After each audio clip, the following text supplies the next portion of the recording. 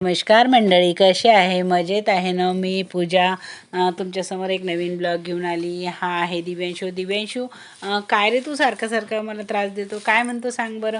तर दिव्यांशू म्हणायला लागला, बडी मम्मी मला पण गणपती बसवायचा ना. माझी मम्मी नाही म्हणते ना. मग मी त्याला सांगितलं समजावून की बेटा तुमच्या घरी नाही आहे गणपती, तू इथेच येत जा, या गणपतीची आरती करत जा, हा पण गणपती तुझाच आहे. तर ऐकायलाच तयार नव्हता आणि घरी गेला आणि घरून माहीत नाही दुसऱ्या दिवशी एक मातीचा गणपती करून आणला आणि खरंच आणि मला आणून दाखवला, बडी मम्मी बघ मी मातीचा गणपती बनवला म्हणून. आणि बघते तर खरंच ना एवढा छान गणपती त्यांनी बनवून आणला ना.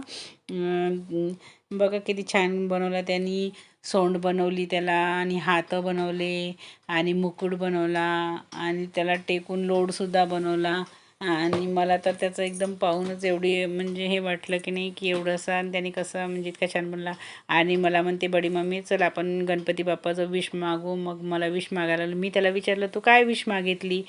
तर मग मला म्हणाला की बडी मम्मी मी बाप्पाजवळ अशी विश मागितली की माझ्या बडी मम्मीचे सबस्क्रायबर वाढू दे.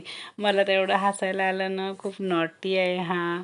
आणि खूप त्याला टॅलेंट पण खूप आहे. त्याला काही पण बनवायला खूप आवडतं, ड्रॉइंग वगैरे. आणि गणपतीला मग आता म्हणायला लागला, बडी मम्मी हा गणपती मोठ्या गणपतीजवळ ठेव म्हणून. मग मी पण त्याला म्हटलं ठीक आहे, मी तुझ्या गणपतीची रोज पूजा करील आणि आता याला मोठ्या गणपतीजवळ मी ठेवते आणि त्याची पूजा करते. आणि त्याला पण त्या खूप खुश झाला मग तो त्याला सांगितल्यावर. आणि मी त्याच्या गणपतीची आता रोज पूजा करणार. आणि बघा बाबू कसा बोलते. हां त्याचा दादा बघा किती मस्त्या करतो आता दादासोबत. आणि दादाची खूपच कॉफी करतो. दादाला जसं दादाचं पाहिलं तसंच तो करायला बघतो. मंडळी असा हा मस्तीखोर मुलगा आहे.